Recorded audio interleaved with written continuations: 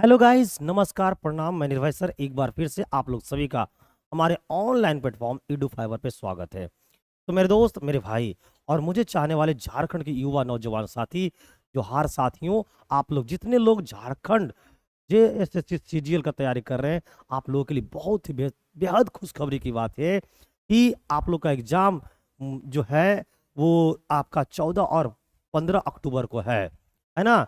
और आप लोग को पता है कि मुझे जहाँ तक लगता है ये डेट नवंबर में चली गई है, क्योंकि मैं एक दिन साइट पे चेक कर रहा था तो मुझे लगा नवंबर में चला गया है। मैं देखा जिस तरह से, तो आप लोग भी अपना अपना जरा सा एक बार चेक कर लेना और देख लेना, कंफर्म हो जाना कि एग्जाम कब है। ठीक है, आज जो है मैं साइंस का बहुत ही बेहतरीन 20 क्वेश्चन लेकर आया हूँ। और आप लोग को पता है कि आज साइंस की कौन सी नंबर की प्रैक्टिस सेट करवाने वाले हैं, तो वो करवाने वाले हैं 51 करवाने वाला हूं। इससे पहले मैं 50 साइंस का प्रैक्टिस सेट करवा रखा हूं। प्लेलिस्ट में इसका लिंक भी दे दिया गया है ना, डिस्क्रिप्शन बॉक्स में भी इसका लिंक डाल दिया गया है। तो आप लोग को करना क्या है, 1 से लेकर 50 तक का साइंस का जितना भी प्रैक्टिस सेट है ना, एग्जामिनेशन से पहले देख लीजिए। इससे बाहर आपका साइंस एक भी क्वेश्चन नहीं आएगा। और आज बहुत ही इंपॉर्टेंट क्वेश्चन लेकर आया हूं। आप लोगों को पता है ना कि साइंस का प्रीवियस ईयर क्वेश्चन लेकर आया हूं, यानी वैसा क्वेश्चन जो हमारे प्रीवियस वर्षों में लगातार पूछती आई है। हाल के वर्षों में 23 में, 22 में, 21 में, है ना, एकदम लगातार पूछती आ रही है। चाहे वो सेंट्रल हो, चाहे वो आपका झारखंड सीजीएल के एग्जाम हो, एकदम लगातार पूछती आ रही है मेरे दोस्तों। इसका मतलब है कि ये क्वेश्चन जो है वो बहुत ही इंपॉर्टेंट क्वेश्चन है और आपके लिए बेहद ही अच्छी बातें होगी। तो जल्दी जल्दी से मेरे दोस्त, मेरे भाई, मेरे नौजवान साथी, जल्दी जल्दी से आप लोग भी शेयर करते हुए सारे लोग लाइव आ जाइए। और आज की इस क्लास को बहुत ही बेहतरीन बनाने वाला हूं। तो नो लेट नो वेट, जल्दी जल्दी से आप लोग एक बार अपने दोस्तों को, अपने चाहने वाले को जल्दी से क्लास का लिंक शेयर कर दीजिए, ताकि ज़्यादा से ज़्यादा लोग आज की इस लाइव क्लास का पूरा फायदा उठा पाए और मैं बहुत बेहतरीन तरीके से आप लोगों को 20 क्वेश्चन का जवाब भी दे पाऊँ। और आप लोग मुझे जरूर बताना कि 20 क्वेश्चन का जो ये टेस्ट सीरीज है उसमें आप कितने प्रश्नों का आंसर सही सही कर पाए हो। और लास्ट में ये भी मुझे बताना कि ये 20 क्वेश्चन में से आप कितने क्वेश्चन का जवाब सही सही कर पा रहे हो। तो नो लेट नो वेट, जल्दी से 1 मिनटों के अंदर, 1 से 2 मिनटों के अंदर आप क्लास को अपने सारे दोस्तों के साथ फॉरवर्ड कर दीजिए, ताकि ज़्यादा से ज़्यादा लोग आज लाइव आ सके। और आज जो टारगेट है मेरे दोस्त, वो टारगेट क्या है, आप लोगों को आज 80+ स्टूडेंट को क्या करना है, लाइव में लाना है, ताकि मैं अपनी भरपूर एनर्जी से आपको पढ़ा पाऊं। है ना मेरे दोस्तों, है ना मेरे भाई, है ना मेरे चाहने वाले। तो चलिए, ना लेट करेंगे ना वेट करेंगे, और जो हमारा प्रैक्टिस सेट नंबर 51 है उसे क्या कर देंगे, स्टार्ट कर देंगे।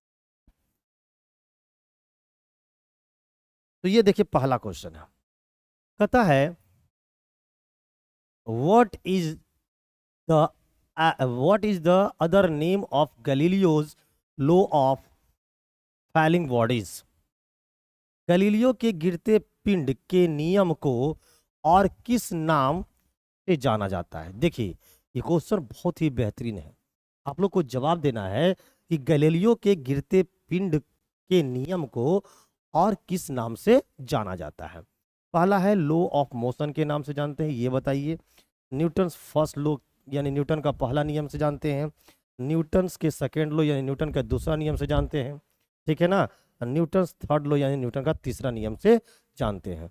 जल्दी जल्दी से कमेंट बॉक्स में रिप्लाई कीजिए। क्वेश्चन नंबर जो 1 आपको दिख रहा है, क्वेश्चन नंबर जो 1 दिख रहा है, इसका राइट आंसर क्या होना चाहिए?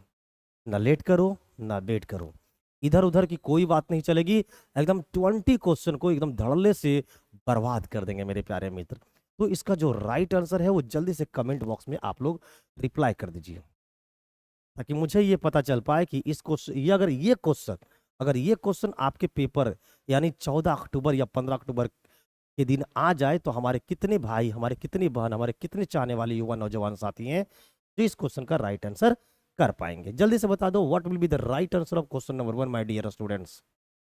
ठीक है, तो गिरते पिंड के नियम को हम लोग न्यूटन के पहले लॉ के नियम के अनुसार जानते हैं, यानी क्वेश्चन नंबर 1 का राइट आंसर बी हो जाएगा। अब आइए मेरे दोस्त, मेरे प्यारे भाई, अब इससे रिलेटेड और भी जानकारियां आपको देने की कोशिश करते हैं।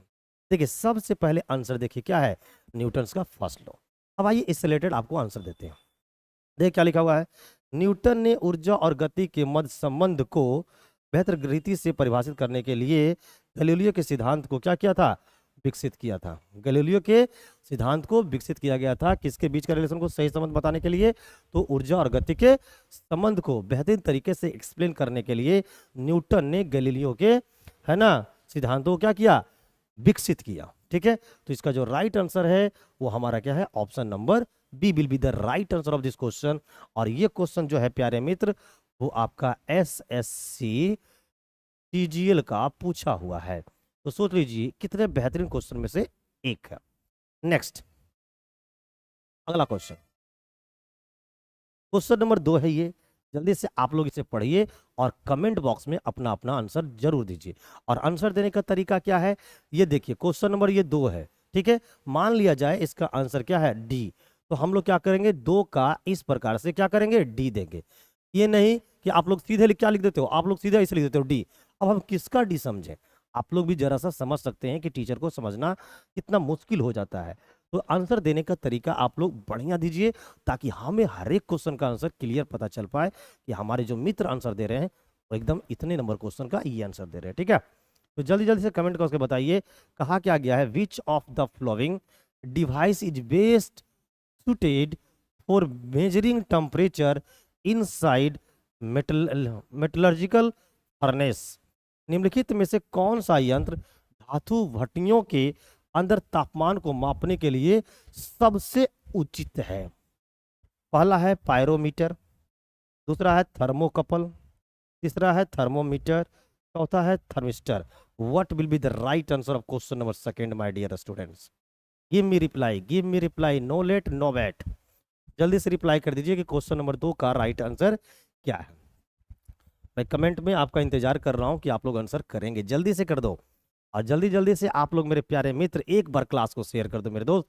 Yes, good morning all of you guys. एक बार फिर से आप लोग सभी का नमस्कार है, प्रणाम है ना। जल्दी से सारे लोग जुड़ जाओ और अपने सारे दोस्तों को लिंक को फॉरवर्ड कर दो ताकि ज़्यादा से ज़्यादा लोग लाइव अटेंड कर पाए क्लास को। ठीक है प्यारे मित्र, तो एक बार अपने गुरु की बात को मानो और सारे दोस्तों को, सारे चाहने वाले भाइयों को एक बार लिंक को फॉरवर्ड कर दो आप लोग, ताकि मैं अपनी भरपूर एनर्जी के साथ आपको पढ़ा पाऊँ। तो क्वेश्चन नंबर जो 2 है इसका राइट आंसर है ऑप्शन नंबर ए, यानी कि 2 का राइट आंसर क्या होगा, ऑप्शन नंबर ए, यानी कि पायरोमीटर जो है वो टेम्परेचर को मापने का काम करता है। नेक्स्ट, अब इससे रिलेटेड आइए कुछ जानकारी लेते हैं। सबसे पहले हमारे ध्यान कहाँ चली जाइए, आंसर पे जानी चाहिए। अब ये आंसर हो गया, अब आइए देखते हैं इसका एक्सप्लेनेशन। देखिए क्या लिखा हुआ है, आपको उत्तप मापी यानी कि पायरोमीटर अपेक्षाकृत अधिक तापमान जैसे भट्टी के तापमान को मापने वाला एक क्या है, उपकरण है। देख लिए ना, मापने वाला क्या है, एक यंत्र है। अच्छा, बहुत लोग का कमेंट ये होता है कि सर पीडीएफ को कैसे प्राप्त करें। तो मेरे भाई, पीडीएफ को प्राप्त करने का सबसे सरल और आसान तरीका ये है कि आप अपना टेलीग्राम खोलिएगा और टेलीग्राम खोलने के बाद क्या करना है आपको, आपको क्या करना है, अपना टेलीग्राम खोलना है। आप योर टेलीग्राम, आप चले जाइएगा टेलीग्राम पे। टेलीग्राम पे जाने के बाद जो सर्च बॉक्स है ना, उस पर क्या करना है, सर्च करना है। सर्च क्या करना है ये मैं बताता हूँ। सर्च करना है आपको @EDUFIBER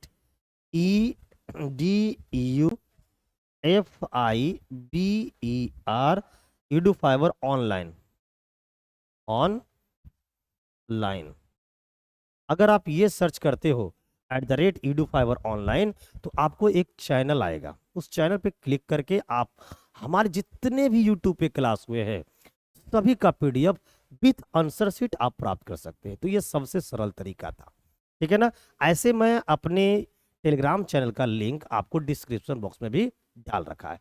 तो देख लो आपको करना क्या है, इस तरह का पीडीएफ को आप डाउनलोड कीजिए और रात में सोते समय ना एक बार सिलसिलेवार ढंग से क्या कर लीजिए, सारे ऑब्जेक्टिव को पढ़ लीजिए ताकि वो माइंड में क्या हो जाए, सेट हो जाए।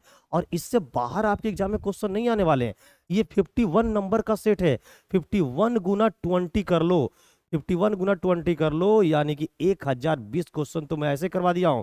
लेकिन कोई कोई सेट ऐसा है जिसमें 30-30 क्वेश्चन मैंने करवाया है। तो मेरे दोस्त मेरे साथ बने रहो, अभी भी तेरे एग्जाम में 30 से 35 दिन का समय है। उस 30 से 35 दिन में 30 सेट और हम लोग कर लेंगे और पूरा झारखंड सीजीएल के एग्जाम में तहलका मचा के आएंगे। ठीक है, बस मेरे साथ बने रहिए, अपने दोस्तों को शेयर करते रहिए ताकि मेरे अंदर एनर्जी आए और ज्यादा से ज्यादा बच्चों को लाइव लाने की कोशिश करो। नेक्स्ट क्वेश्चन नंबर 3 कहता है कि जब एक चींटी काटती है तो किस अम्ल का रिसाव होता है? Which acid is released when an ant is ant क्या वाइट्स। और ये क्वेश्चन जो है ना मेरे प्यारे मित्र, हमारे प्रीवियस ईयर में बहुत बार पूछा हुआ है, बहुत बार पूछा हुआ है, यानी कि ये एकदम स्पेशल टाइप का क्या है, ये क्वेश्चन है जो कि हमारे एग्जामों में बहुत बार रिपीट हुई है। तो आप लोग जल्दी जल्दी से इसको क्या कीजिए, है ना, बहुत स्पेशल टाइप का क्वेश्चन है, बहुत बार क्या हो चुका है, ये रिपीट हो चुका है। तो ये मुझे बताओ जल्दी से कमेंट करके कि क्वेश्चन नंबर अगर 3 आपके पेपर में आती तो आप क्या आंसर कर रहे होते, जल्दी से बताइए। Hydrochloric acid, formic acid, acetic acid, या आपको phosphoric acid, what will be the right answer? Comment में जितने लोग लाइव हैं मैं सबका आंसर देखना चाहता हूं, और जितने भाई और जितने बहन और जितने चाहने वाले मेरे युवा नौजवान साथी हैं, अगर उनको हमारी क्लास पसंद आती है तो एक बार क्लास को लाइक कर दे मेरे मित्र, मेरे भाई, मेरे चाहने वाले नौजवान साथी। तो जल्दी से बताओ कि जब एक चींटी काटती है तो किस अम्ल का रिसाव होता है? ये बहुत ही बेहतरीन क्वेश्चन है। प्रीवियस एग्जाम में जाइएगा, प्रीवियस ईयर का जब पेपर लगाइएगा या फिर आप कहीं पर टेस्ट सीरीज दे रहे हो, चाहे वो ऑनलाइन हो या ऑफलाइन हो, आप देखिएगा ये क्वेश्चन आपको बहुत बार मिल गई होगी। ठीक है, तो वैसे क्वेश्चन जो बहुत बार आपकी नजरों के आसपास आए ना, उसे तो एकदम घोर के पी जाना चाहिए। जैसे ये क्वेश्चन को हमको क्या करना है, घोर के पी जाना है। तो इसका राइट जो आंसर है हमारा है ऑप्शन नंबर बी, यानी 3 नंबर जो क्वेश्चन है इसका राइट आंसर क्या होगा, बी होगा। ठीक है, नेक्स्ट, अब आइए इससे रिलेटेड कुछ और भी जानकारी देखते हैं। देखिए सॉरी मेरे दोस्त, देखो तो सबसे पहले इसका राइट आंसर क्या है, बी है। अब आइए इससे रिलेटेड आपको ढेर सारी जानकारियां देने की कोशिश करते हैं। देखिए चींटियों द्वारा उत्पादित अम्ल फॉर्मिक एसिड कहलाता है। चींटी के लिए इस नाम की उत्पत्ति लैटिन शब्द फॉर्मिका से हुई है। फॉर्मिक एसिड का प्रयोग मुख्यतः पशु के चारे में, देखो फॉर्मिक एसिड का प्रयोग कहाँ करते हैं, चारे में, परिरक्षक और जीवाणुरोधी कारक के रूप में किया जाता है। तो फॉर्मिक एसिड हमारे लिए बहुत उपयोगी भी है, जैसा कि आपने पढ़कर अभी समझा। तो इसका राइट आंसर क्या है, ऑप्शन नंबर बी, है ना। जल्दी जल्दी से आप लोग बताओ, है ना। चलिए लेते हैं क्वेश्चन नंबर 4, जो करेगा आपको लाचार। कैसे, ऐसे, कहाँ, यहाँ, कब, अब, जल्दी से बताओ क्वेश्चन नंबर 4 का आंसर क्या होगा। नोलेट नोवेट, which among the following is an example of solid sol. निम्नलिखित में से कौन सा एक ठोस सॉल का एक उदाहरण है? मिल्क ऑफ मैग्नीशिया, है ना, फॉर्म, आपको है colour, gemstones and rubber. What will be the right answer, what will be the right answer of question number 4? जल्दी से कमेंट करके बताओ कि क्वेश्चन नंबर 4 का आंसर क्या है। और जब ये 20 क्वेश्चन का एक सीरीज है, जो कि कितने नंबर का सीरीज है, 51 नंबर का सीरीज है, और ये 51 नंबर का सीरीज जैसे ही 20वां क्वेश्चन लेकर आएंगे वो कंप्लीट हो जाएगा। आप लोग सभी को क्या करना है, कमेंट करना है। क्या कमेंट करना है कि 20 में से कितने लोग कितने क्वेश्चन का सही जवाब दे पाए, ताकि मैं ये टारगेट कर पाऊं कि हमारे कितने मित्र का साइंस में कोई दिक्कत, कोई परेशानी नहीं है। ठीक है, तो जो सॉलिड सॉल्व कहा जाता है वो कहा जाता है कलर्ड गेम स्टोन को, यानी कि ऑप्शन नंबर सी जो है वो बिल्कुल राइट आंसर है। नेक्स्ट, ठीक है, अब ये देखिए इसका सबसे पहले आंसर ये रहा, और ये डिस्क देखिए यहाँ पर साफ साफ इसका आपको दिया गया है डिस्क्रिप्शन। तोल एक प्रकार का कोलाइड है जिसमें ठोस का कण तरल में क्या होती है, प्रलंबित होते हैं। नेक्स्ट क्वेश्चन नंबर हम लोग लेंगे 5, और जल्दी से बताइए क्वेश्चन नंबर 5 का राइट आंसर क्या होगा। क्वेश्चन को बढ़िया से पढ़िए और तुरंत फटाक से कमेंट बॉक्स में अब टाइप करके बता दो कि सर 5 का राइट आंसर ये है ना। Which metal is responsible for itai itai itai itai disease. Itai itai नामक बीमारी के लिए कौन सा धातु उत्तरदायी होता है? देखिए ये क्वेश्चन जो है ना हमारे प्रीवियस ईयर में, है ना, हमारे प्रीवियस ईयर में बहुत बार रिपीट हुई है। बहुत प्रीवियस ईयर में क्या हुआ है, बहुत बार रिपीट हुआ है। तो इसका जवाब तो आप लोगों को आना चाहिए। जल्दी से बताइए, इटाई इटाई जो बीमारी है वो कौन सी धातु की वजह से होती है, आपसे ये पूछा गया है। पहला ऑप्शन है कैडमियम, दूसरा है निकेल, तीसरा है क्रोमियम, चौथा है मरकरी। क्या आप इसका राइट आंसर जानते हैं? जानते हैं तो दे दनादन दे, क्या कीजिए, जल्दी से कमेंट करके बताओ कि क्वेश्चन नंबर 5 का राइट आंसर क्या है। और ये क्वेश्चन बहुत बार प्रीवियस के पेपरों में, प्रीवियस एग्जामों के पेपर में रिपीट हो गया है। आप जब टेस्ट सीरीज लगाइएगा ये क्वेश्चन आपको हमेशा मिलता नजर आएगा। तो फिलहाल इसका जो राइट आंसर है प्यारे मित्र, वो ऑप्शन नंबर ए है। यानी क्वेश्चन नंबर 5 का राइट आंसर क्या है, ए है। अब आइए चलते हैं, इससे रिलेटेड कुछ जानकारियां भी आपको बताने की कोशिश करते हैं। सबसे पहले हमारी नजर कहाँ गई, आंसर पे, कि राइट आंसर क्या है, ऑप्शन नंबर ए। अब देखिए यहाँ पर साफ और सुंदर अक्षरों में लिख दिया गया है कि कैडमियम विषाक्तता की उपस्थिति थी। कैडमियम का स्रोत Mitsui mining and smelting company थी, ठीक है ना। और यहाँ देखिए इटाई इटाई रोग का पता सर्वप्रथम, है ना, टुमाना प्रांत के ने लगाया था, गया था। इटाई इटाई रोग का कारण जिंजू जिंजू नदी द्रोणी से आने वाला पेयजल में कैडमियम की उपस्थिति की वजह से इटाई इटाई की बीमारी हुई थी, ठीक है। तो क्वेश्चन नंबर जो 5 है, आपने इसका आंसर तो देख लिया और समझ में आ गई। अब चलते हैं क्वेश्चन नंबर 6 में।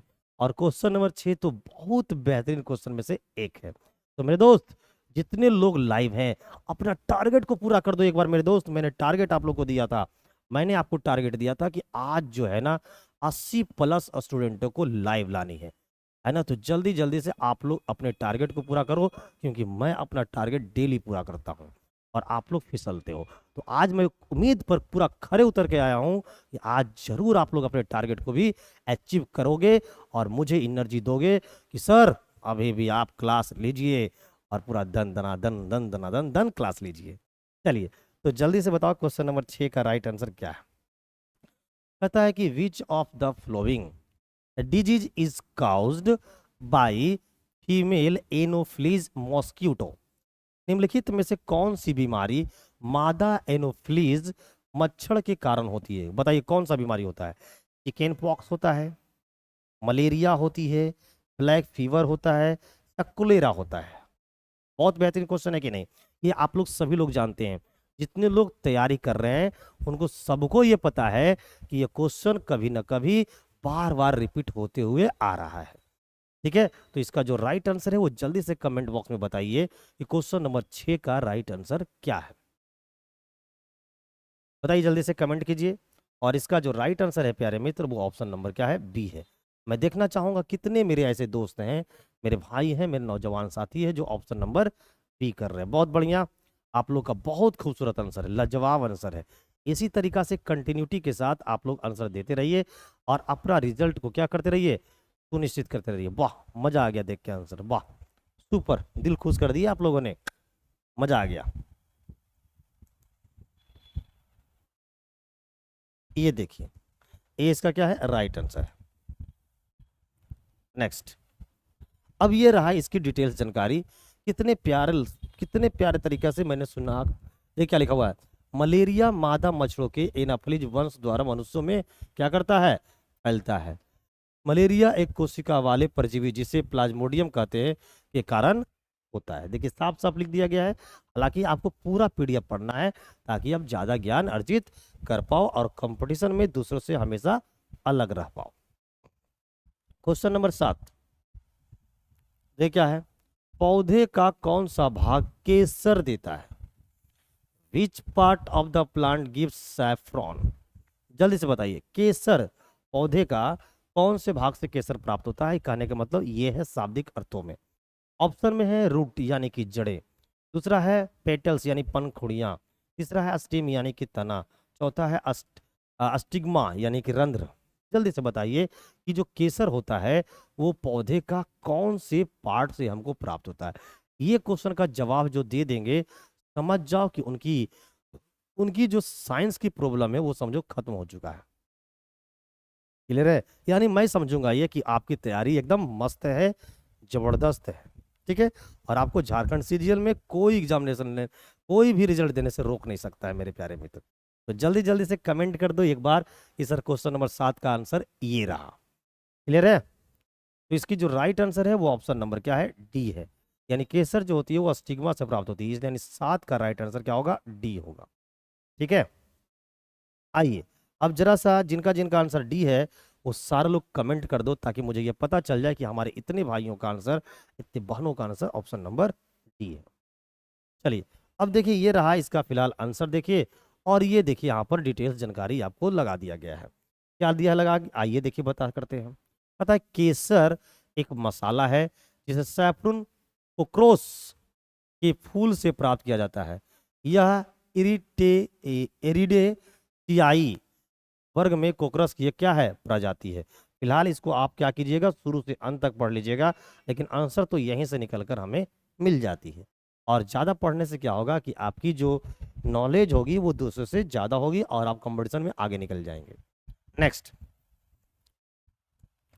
लिखा हुआ है कि which of the following transports water from the roots to the of the plant to its leaves. जल्दी से बताइए इसका राइट आंसर क्या होगा। निम्नलिखित में से कौन पौधे की जड़ों से उसकी पत्तियों तक जल पहुंचाया जाता है ना। जल की बात हो रहा है, देखिए यहाँ पर किसकी बात हो रही है, जल की। तो जल का पहला लेटर क्या है, ज। ठीक है, तो ज से याद रखना क्या, अब तुम लोग समझो क्या याद रखना है ना। पहला ऑप्शन है जाइलम, दूसरा ऑप्शन है फ्लोएम, तीसरा आंसर है बोथ जाइलम एंड फ्लोएम, चौथा है कॉर्टेक्स। जल्दी से बताइए कि पौधे की जड़ों से पत्तियों तक जल पहुंचाने का काम कौन करता है। और ये क्वेश्चन जो है वो हमारे बहुत बार रिपीट हो चुके हैं, प्रीवियस के गांव में ये क्वेश्चन बहुत बार क्या हो चुका है, रिपीट हो चुका है। तो इसका आंसर तो मैं जानना चाहूंगा कि हमारे जितने भाई बहन हैं सबसे निकल कर आना चाहिए।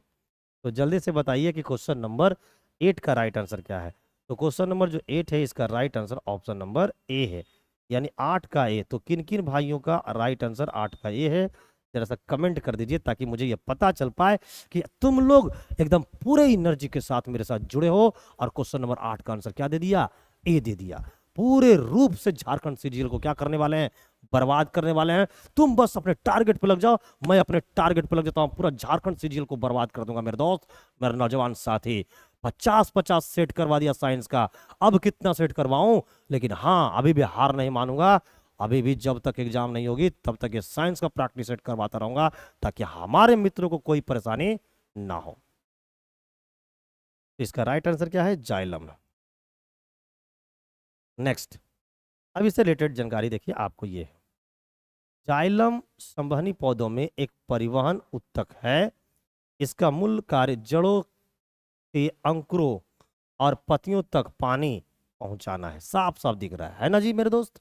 नेक्स्ट क्वेश्चन नंबर लेंगे 9। देखिए विच of the following is not a vector quantity. अब इसे छोटा मत आंकना, इसे छोटा मत आंकना, क्योंकि इस टाइप के क्वेश्चन ना भारत में सबसे बड़े एग्जाम यूपीएससी में पूछा जाता है, और आपका तो एग्जाम झारखंड सीजीएल का है तो क्यों नहीं पूछा जाएगा। अब ऐसा मत सोच लो सर ये तो बड़ा ही छोटा क्वेश्चन पूछ दिए, ये बहुत लो लेवल का क्वेश्चन है। अरे मेरे दोस्त आप एग्जाम देते हो ना, जरा सा देख लेना, एक लो लेवल का भी क्वेश्चन आता है और उस क्वेश्चन में भी लोग गलती कर देते हैं। ठीक है, इसलिए ऐसा ना समझना चाहिए। तो बताइए कि वेक्टर क्वांटिटी कौन है, निम्नलिखित में से कौन एक सदिश मात्रा नहीं है, सदिश नहीं होना चाहिए। तो मोमेंटम तो सदिश है, विस्थापन भी सदिश है, बल अघूर्णन भी सदिश है, सदिश नहीं कौन है जी। तो इसका राइट आंसर क्या होगा, ऑप्शन नंबर डी। और मुझे लगता है कि आप लोग सभी का आंसर क्या आना चाहिए, ऑप्शन नंबर डी। अब जिनका गलत हो जाएगा तो समझ जाओ कि उसकी तैयारी बिल्कुल भी नहीं है, अभी उनको पूरी रूप से क्या करना है, तैयारी में आना होगा। तो देखना चाहूंगा कितने लोगों का आंसर डी आ रहा है। बहुत बढ़िया कमेंट कर रहे हो आप लोग, एकदम बहुत बढ़िया। क्या राइट आंसर दे रहे हो यार, इस तरह से अगर राइट आंसर तुम लोग 14 और है ना 15 अक्टूबर की अगर जो सच में एग्जाम हो जाती है और उस दिन अगर दे दिए ना तो झारखंड सीजीएल तो बर्बाद हो जाएगा मेरे प्यारे मित्र। बहुत बढ़िया। एक बार जितने बच्चे लाइव जुड़े हुए हैं जिन्होंने अभी तक हमारी क्लास को लाइक नहीं किया है, अगर आपको हमारी क्लास पसंद आती है तो एक बार प्यारे मित्र क्लास को लाइक कर दीजिए ताकि मेरे अंदर लाइक देखकर एनर्जी आए और मैं आपको बेहतरीन तरीके से आपको पढ़ा पाऊँ। नेक्स्ट क्वेश्चन नंबर हम लोग लेंगे 10, लेकिन 10 से पहले पहले देख लेते हैं इसका राइट आंसर क्या है, डी है। और यहाँ पर साफ और सुंदर में क्या कर दिया गया है, लिख दिया गया है। क्या लिखा गया है देखिए, गति क्या है जी, एक अदिश राशि है, ठीक है। यह वस्तुओं द्वारा तय की गई दूरी में परिवर्तन की दर है। इसका केवल आकार होता है, कोई दिशा नहीं होती, यानी डायरेक्शन में सिर्फ और सिर्फ क्या होती है, हमारे जो गति होती है ना, ये नहीं, स्पीड जो होता है इसमें सिर्फ और सिर्फ मैग्नीट्यूड होता है, डायरेक्शन नहीं होती है। ये भी बात आपको जानकारी में रखना है। क्वेश्चन नंबर 10 कहता है कि at what temperature in Fahrenheit pure water फ्रीजेज, शुद्ध जल किस तापमान पर जम जाता है। जो प्योर वाटर है वो किस टेम्परेचर पे जम जाता है, इसके जवाब फॉरेन हाइट में देनी है। और मुझे लगता है कि इस क्वेश्चन में जितने लोग लाइव हैं, है ना, जितने लोग लाइव हैं उसमें मैं ये देखना चाहता हूँ कि कितने लोग इसका सही आंसर देते हैं। और मुझे ये कंफर्म पता है कि आप लोग बहुत ही इस क्वेश्चन में क्या करने वाले हो, फंसने वाले हो। तो अगर इसका जवाब बहुत लोगों का अगर आ गया तो मैं समझूंगा कि आप लोग की तैयारी एकदम बेहतरीन हो चुकी है। तो जल्दी से बताओ क्वेश्चन नंबर 10 का राइट आंसर क्या है। और इसका राइट आंसर है मेरे दोस्त ऑप्शन नंबर ए, यानी कि 32 डिग्री फॉरेनहाइट पे क्या होता है कि जो प्योर वाटर होती है वो जम जाती है। निक है। नेक्स्ट लेंगे क्वेश्चन अगला, जो बनाएगा आपको पगला। कहाँ, यहाँ कैसे, ऐसे कैसे, ऐसे कैसे, ऐसे। चलिए क्वेश्चन नंबर लेंगे हम लोग 32, process of gaining of electrons, process of gaining of electrons is known as. देखिए इलेक्ट्रॉन को प्राप्त करने की जो विधि है उसे क्या कहते हैं, इलेक्ट्रॉन को प्राप्त करने की जो प्रक्रिया है वो कहते हैं, क्या कहते हैं बताइए तो। ऑक्सीडेशन कहते हैं, रिडक्शन कहते हैं, या रेडिएशन कहते हैं, या ऑक्सीडेशन एंड रिडक्शन बोथ कहते हैं। ये भी क्वेश्चन आपको पीछा नहीं छोड़ा होगा।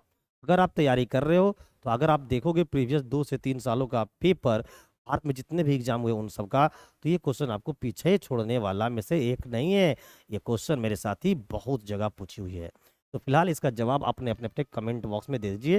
ये क्वेश्चन नंबर जो हमें दिख रहा है 11, इसका राइट आंसर क्या है।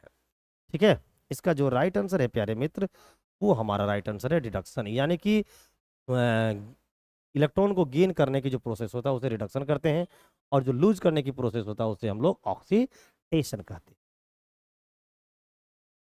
नेक्स्ट देखिए, इसे क्या कहते हैं हम लोग, रिडक्शन कहते हैं।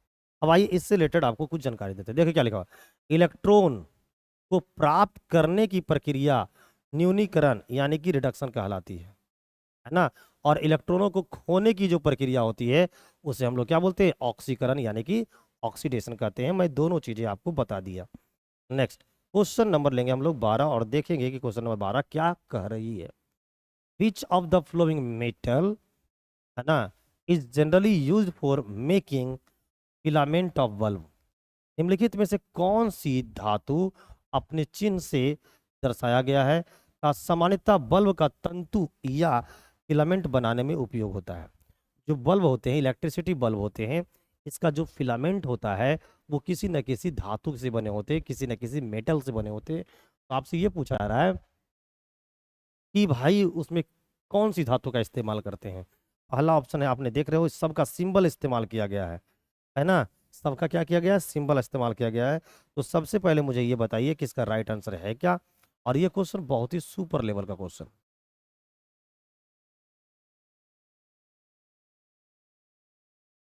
देखते हैं कितने लोग आप लोग जवाब दे पाते हैं। जल्दी जल्दी बताओ कि क्वेश्चन नंबर 12 का राइट आंसर क्या है। तो देखिए बल्ब का, देखिए बल्ब है ना, और ये बल्ब का फिलामेंट की बात किया जाए तो बल्ब के फिलामेंट में हम लोग टंगस्टन का इस्तेमाल करते हैं। किसका इस्तेमाल करते हैं, टंगस्टन का। और टंगस्टन का जो सिंबल होता है वो डब्लू होता है, कैसा, कैपिटल डब्लू। तो कैपिटल डब्लू कहाँ दिख रहा है, ऑप्शन नंबर डी में। तो कितने लोगों का जवाब ऑप्शन नंबर डी है, जरा सा एक बार धनाधन धनाधन धनाधन क्या कर दो, कमेंट बॉक्स में रिप्लाई कर दो कि सर मेरा भी डी था, मेरा भी डी था, मेरा भी डी था। देखना चाहता हूँ कितने भाइयों लोगों का डी है ना। लास्ट में एक बार जरूर सभी लोग बताना कि आपने 20 प्रश्नों में से कितने प्रश्नों का उत्तर सही कर पाया हो। ठीक है, आइए इससे रिलेटेड कुछ जानकारी देखते हैं। देखिए यहाँ पर देख लो सारे लोग मेरे दोस्त, क्या आंसर है? टंगस्टन है। अब देखिए टंगस्टन प्रतीक चिन्ह क्या होता है? डब्लू के साथ एक रासायनिक तत्व है, ठीक है ना। और इसका उपयोग हम लोग कहाँ करते हैं? आपको देखिए कहाँ करते हैं? बल्ब के तंतुओं में, बल्ब का क्या फिलामेंट में हम लोग करते हैं, ठीक है। नेक्स्ट अगला क्वेश्चन लेंगे, क्वेश्चन नंबर 13। क्वेश्चन नंबर 13 में क्या बोला गया है कि डायनामाइट का आविष्कार किसने किया? Who invented dynamite? ये भी क्वेश्चन बहुत बार आपको मिला होगा, तो क्या मिला है? तो आंसर भी पता है क्या? उम्मीद करूं क्या? जल्दी जल्दी दोगे क्या? जल्दी जल्दी बताओ कि क्वेश्चन नंबर 13 का राइट आंसर क्या है ना। जेबी डनलप, अल्फ्रेड नोबल, है ना, जेम्स सिबोन्स या पीटर हरग्रीव्स? बताइए क्या इन चारों में से राइट आंसर है? और मुझे लगता है कि इसका जो आंसर है ना, 80% विद्यार्थी जो लाइव हैं वो दे देंगे, क्योंकि नाम ही ऐसा इसमें दिया गया है ना। दे दोगे ना? पूरी मुझे पता है कि तुम लोग सब लोग आंसर देने वाले हो। जल्दी से कमेंट बॉक्स में बताओ कि क्वेश्चन नंबर 13 का राइट आंसर क्या है। और इसका राइट आंसर क्या है? Alfred Nobel, option number B. आओ जानकारी देखते हैं। देखिए फिलहाल इसका आंसर क्या है? Option number B. अब इससे रिलेटेड आपको जानकारी देते हैं। डायनामाइट का आविष्कारक स्वीडिश रसायनविद और अभियंता अल्फ्रेड नोबल, देखिए क्या लिखा हुआ है? अल्फ्रेड नोबल द्वारा किया गया था, ठीक है। किसके द्वारा किया गया था? अल्फ्रेड नोबल के द्वारा किया गया था डायनामाइट का क्या आविष्कार। नेक्स्ट क्वेश्चन नंबर ये हमारा रहा 14। जल्दी से बताओ क्या इसका राइट आंसर होगा? विच of the following is most important for absorptions of heat radiated from the sun as well as from the earth? निम्नलिखित में से सूर्य तथा पृथ्वी से विकृत ऊष्मा के अवशोषण के लिए सबसे आवश्यक क्या है?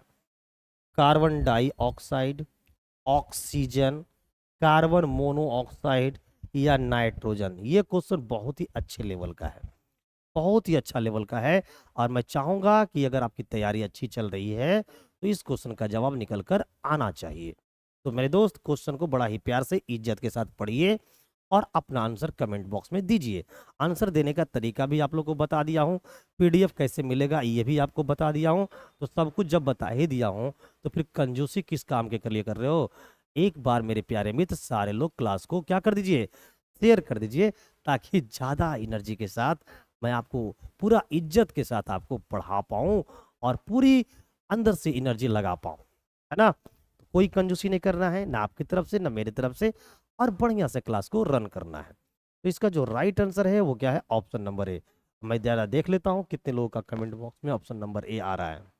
चलिए अपना अपना आंसर जल्दी से कमेंट बॉक्स में देकर बताइए कि सर मेरा क्या है, मेरा क्या है, जल्दी से बता दो। बहुत बढ़िया, सुपर। नेक्स्ट क्वेश्चन नंबर लेंगे हम लोग 15। लेकिन 15 से पहले जरा सा ये देख लो इसका डिस्क्रिप्शन की, इसका डिटेल जानकारी में क्या है।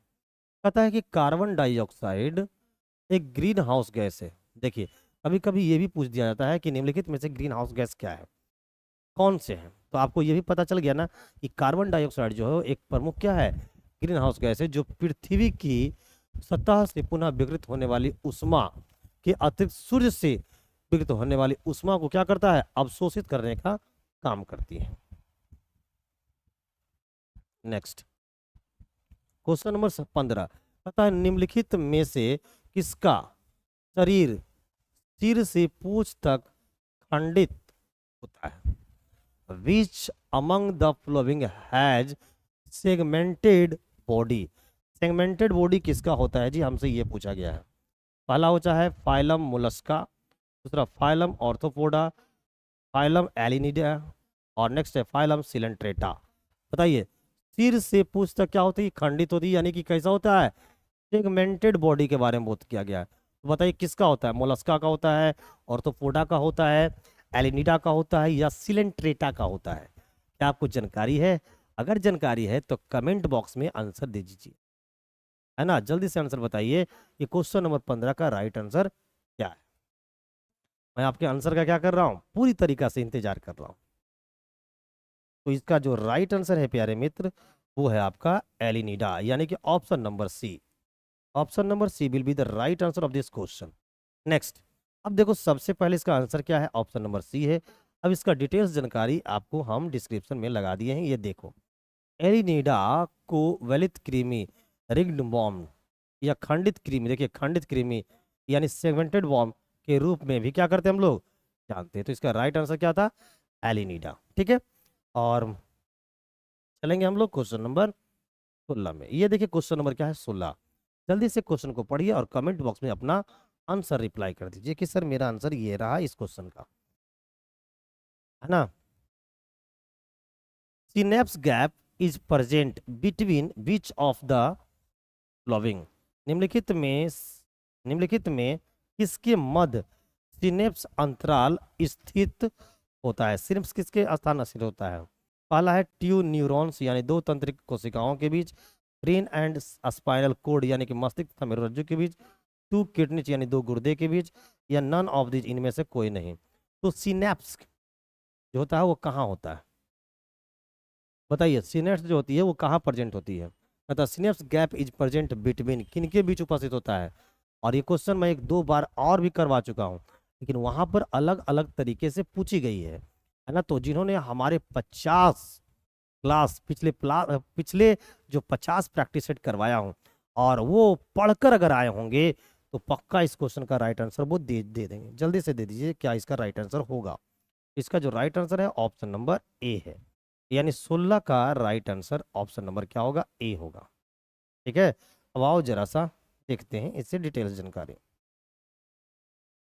देखिए ये रहा आपका आंसर, और देखिए ये रहा डिटेल्स जानकारी। आइए क्या लिखा है, दो न्यूरॉनों के मध्य का अंतर सूत्र युग्मक कहलाता है ना। और उसी को हम लोग क्या बोलते हैं, सिनेप्स गैप के रूप में भी क्या करते हैं, जानते हैं।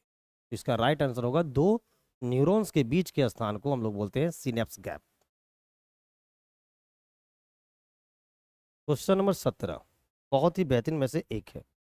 विच organ has finger like out growth which are called villi, है ना, सिंगुलर विलुस।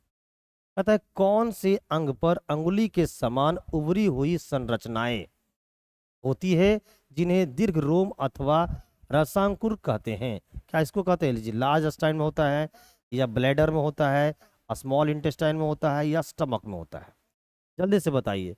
एक अंगुली नुमा स्ट्रक्चर होता है जो हमारे बाहर की तरफ होती है, उसका क्या नाम होता है, जल्दी से बताइए क्या होगा। और ये भी क्वेश्चन बहुत ही बेहतरीन क्वेश्चन में से एक है।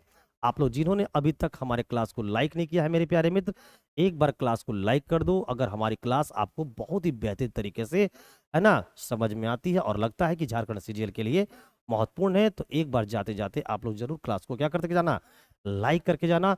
और क्लास को शुरू से अंत तक देखो ताकि ये पता चल पाए कि सर जो 20 क्वेश्चन लेकर आए हैं उसमें क्वेश्चन का लेवल कैसा है और किस किस प्रकार के क्वेश्चन सर लेकर आए हैं।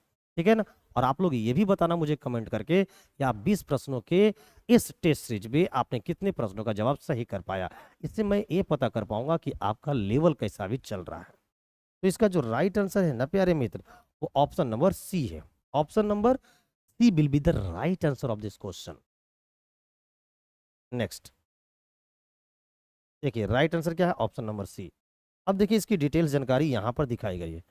छोटी आंत की आंतरिक भित्तियों में अंगुली के समान हजारों अवृद्धियां होती है जिसे बिल्ली, है ना, कहते हैं। तो साफ साफ दिख रहा है आपको। नेक्स्ट क्वेश्चन नंबर 18, जल्दी से बताओ क्वेश्चन नंबर 18 का राइट आंसर क्या होगा। नॉलेट नॉबैट, लगा दो आग पानी में और क्या बना दो झारखंड सीरियल के साइंस को तूफानी में। तो कहता है विच of the following is not a vector quantity, निम्नलिखित में से कौन एक सदिश मात्रा नहीं है। कौन नहीं है जी, एक्सेलरेशन तो है, फोर्स भी है, वेलोसिटी भी है, तो कौन नहीं है, ऑप्शन नंबर बी। तो 18 का क्या हो जाएगा, बी हो जाएगा। क्या आपका भी 18 का बी आंसर है, तो जल्दी जल्दी से दे दो, आंसर दे दो।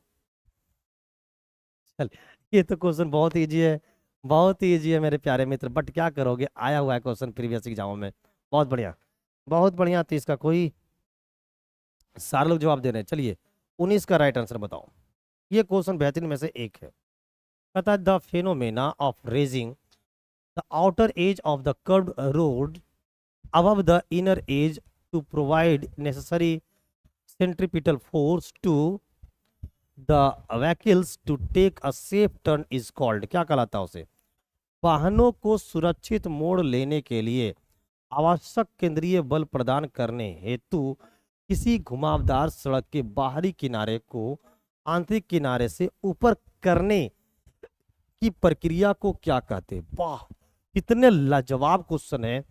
मैं तो बड़ा खुश हो गया पढ़कर, और आप लोग खुश हो जाओगे आंसर देकर। तो जल्दी से बताओ कि क्वेश्चन नंबर 19 का राइट आंसर क्या है।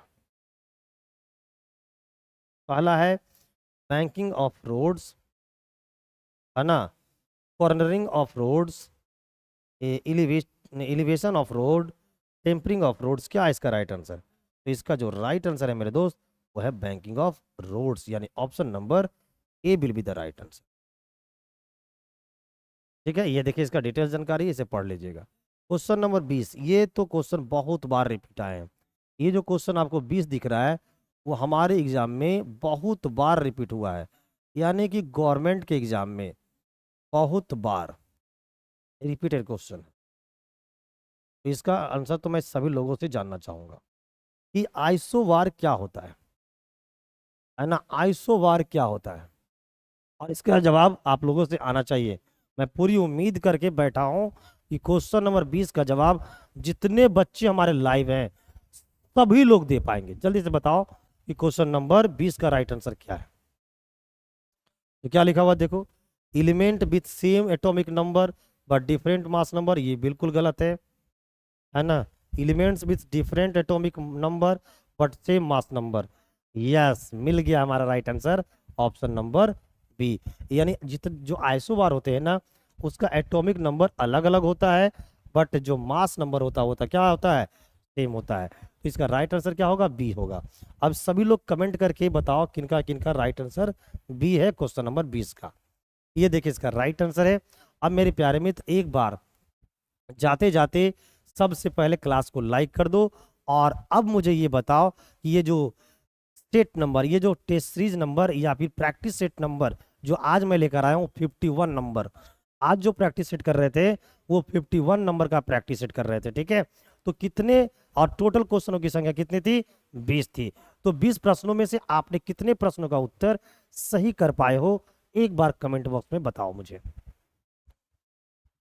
और फिर मुझे ये भी बताना कि आज का जो ये क्वेश्चन था, सीरीज था, आज के जो ये प्रैक्टिस सेट थे, इसका लेवल कैसा था, ताकि मैं पूरी रूप से ये सेटिस्फाइड हो पाऊँ कि हमारे कितने ऐसे भाई हैं, कितने ऐसे वाहन हैं, कितने ऐसे चाहने वाले लोग हैं जिनकी तैयारी एकदम मस्त चल रही है। बस उनको हल्की सी और क्या करना है, गाइड करना है, और झारखंड सीजन के एग्जाम में उनको सिलेक्शन करवा देना है। तो जल्दी जल्दी से बताओ कि 20 प्रश्नों के इस प्रैक्टिस सेट में आपने कितने प्रश्नों का उत्तर सही कर पाया, जल्दी से बताइए। और फिर मुझे कमेंट बॉक्स में ये भी बताओ कि आज का जो ये टेस्ट सीरीज है वो उसका लेवल कैसा है, आज का जो टेस्ट सीरीज है उसका लेवल कैसा है, जल्दी से बताओ मेरे मित्र, जल्दी से कमेंट करके बताओ। अच्छा, आप लोग चाहते हो कि और मैं जब तक एग्जाम हो तब तक मैं प्रैक्टिस सेट करवाता रहूं, है ना, ये भी मुझे जरूर बताना। ठीक है, फिलहाल बहुत बढ़िया आप लोग का आंसर आ रहा है ना, किसी का 18, किसी का 17, वाह मजा आ गया। बस 18, 17, 20, 20 में अगर कम से कम 18, 19 तो आने चाहिए। जिनका 18, 19 आ रहा है समझ जाओ उनकी तैयारी पूरा धनाधन है, एकदम पूरा भरपूर है। तो मेरे दोस्त, मेरे भाई, मेरे चाहने वाले नौजवान साथी, अपनी तैयारी को इसी तरह से कंटिन्यूटी के साथ बनाए रखो, और हमारे साथ सुबह में डेली 8 बजे लाइव जुड़ना मत भूलना, है ना। डेली लाइव आओ, और मैं इसी तरीका से आपको प्रैक्टिस सेट आगे करवाता रहूंगा। मिलता हूँ अगली क्लास में। Thank you, bye bye.